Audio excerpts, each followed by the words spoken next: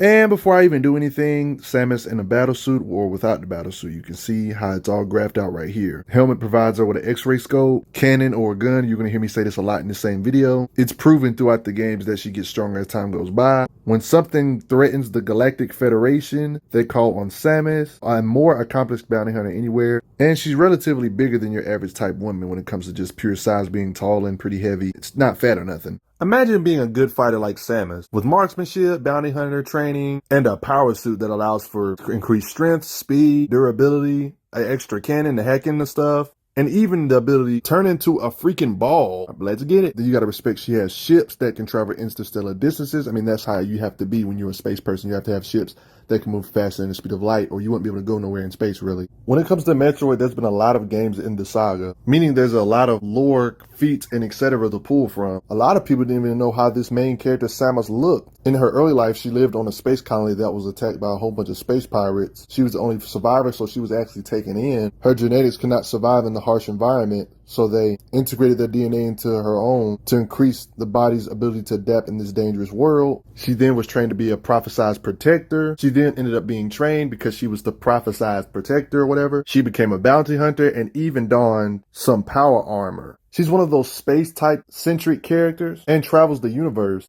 as a bounty hunter. But when it comes to her power suit, she's gotten upgrades over the years for it and got a multitude of different suits and weapons over the years, even cannons. Which is your favorite suit? Samus, not necessarily talking about her suit. She's pretty freaking agile, like how she can get up tough platforms. In her early life, she did dangerous stuff like diving off a cliff without any type of protection. How's her legs withstanding all this pressure or falls like that? She seems to be able to withstand a lot of punishment more than she should, even without no protection on. Seems to have some decent hops. Samus in her Zero suit is not completely helpless. She has an automatic charging stun pistol and has charged shots and everything, so she still can shoot you up and showing her marksmanship that way. And this pistol's pretty strong, shattering large stone rocks. When it comes to her hand-to-hand combat, she seems to be able to take out mobs of folks, even without even being armored up, really. Now, when we are talking about her power suit, it actually does respond to Samus's thoughts, so this is like legit standard gear. It simply appears, reappears from Samus as she wishes, like, yeah, just on some morphin time type stuff, can just summon it on herself when she's ready to go. Very bad chance of trying to blitz her before her armor can get on her, because she can just summon it on her where she's armored up and geared up and ready for battle. Because it's her duty. Protecting the protectors is her duty. You can try your best with surprise attacks, but she can protect others real quick. Even if she's not all the way morphed up, it don't matter. She's still fast enough to do it,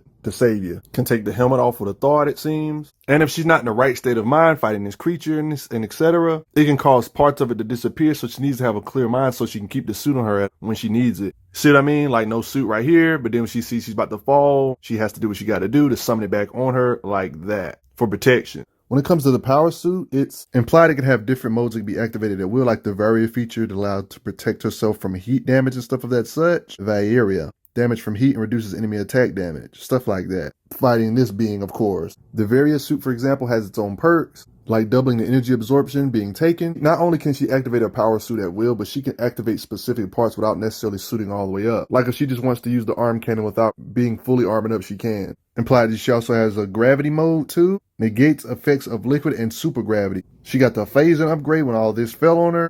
All this kind of stuff kind of led up to the Dark Samus stuff. Another variant of the suit, right? It prevents her from being damaged from phasing type radiation, of course.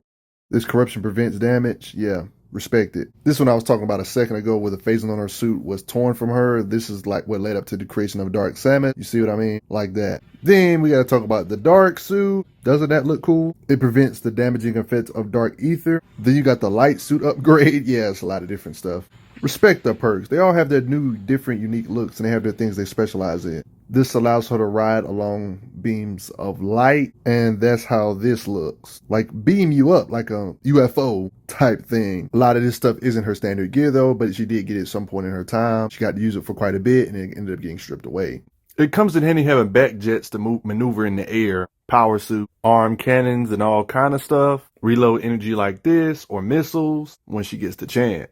Can use her arm cannon to download data. Part of the reason why she gets stronger as time goes by, the different adventures and upgrades she picks up over the years when it comes to her suit and stuff. As you can see, downloading weapon data is definitely crucial. Absorbing certain type of parasites can get new type of weapons or missiles. Download the weapon data. Even if it's incompatible, they can get them. You can store them for later. Can remotely control her gunship and have it come to her when she needs it, when she's in a sticky situation, so she always has a ship to go to. Like, yeah, she has a scanner so she can know where all the Metroids are nearby. Samus with the power suit and everything can do this by pulling it with strength is great. More stone panel pulling like this. It's just consistent power suit. Enormous aliens. She battles, of course, in this occasion pulling it with raw strength. Yeah, big stuff like that. It has to weigh over hundreds of tons. As you can see, the size difference. This is the type of stuff she's always fighting, pulling like this big head down like that. Boss battle. Something you should respect. This thing is mounted. It doesn't matter. She has the power to just straight up pull it with strength. Get the living heck out of my way. You are blocking my path. Her suit gives her ability to strike really hard, even against big, huge creatures like this. Boss battle and the mixture of it using cannons and etc. She doesn't have to rely on blast power. She can strike you in the air mid-flight after blasting you. Like you see her legs like that in the air. An example of how she hits the Metroid Queen's head back in the air after then pulling it like I already showed. Or if she just wants to get brutal, just tears through this robot's head with a punch. She can jump really high because of the suit. Too much evidence of her agility or hops being superhuman in every way. It's heavy implications that these falls don't hurt her legs because of the suit and agility. It's obvious. What kind of armor would this be if it didn't give her durability extra? Because what's all this protection for? I mean, she can withstand being slammed to walls and cracking it and she's okay. Large bullcrap like this fall on her and she's fine. Engulfed by big explosions to really show how much she can withstand. Yeah, she can also roll up in a ball, by the way. It's hard to get a perception of somebody's true speed in a video game when there's game mechanics and stuff, but there's plenty of implications in the manga and stuff that's canon to Metroid. She can move a large distance in a very short amount of time to protect the innocent. Thanks to her power armor, she uses her speed along with her agility and skills all in one to take out some agents fairly quickly. Space pirates surrounding Samus, she quickly dispatches them because she's a good fighter. Battle IQ using her cannons when needed, along with melee when needed. She's fast enough to dodge surprise attacks, even if she's not expecting it. Tail strikes, she can just evade them in combat and turn into a ball in combat to mix her versatility up. Marksmanship, like shooting aliens from a distance. More occasions of her accuracy, using beams. Speaking of beams, something I haven't really gone over that much. Cannons, blast power, energy beams. It's obvious she can blast apart a large chunk of stone. Obviously, she has a speed booster to be able to run faster. In manuals, they even go as far as saying supersonic speed. Blows up some crates with concussive force like this. The same with metal blocks. These group of shape-shifting type aliens had the nerve to pull up. And Samus said, one blast, all gone. Breaking parts of the ceiling with a weak spot.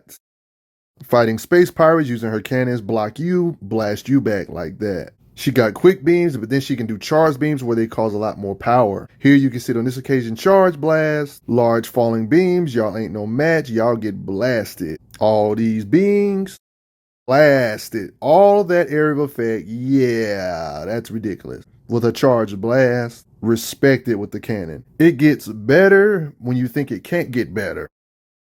She has different types of beams, like the ice beam, respect, plasma beam that can destroy thick chunks of ice, because it can. Beams can blow out the eye core of a mech, yeah, just like that. Beams can even be stacked together. And in crucial fights, look how much raw power it blasts you back with, like boom. There's certain creatures that have things they specialize in. This ice beam is good against elemental creatures that specialize in fire, obviously. Respect it.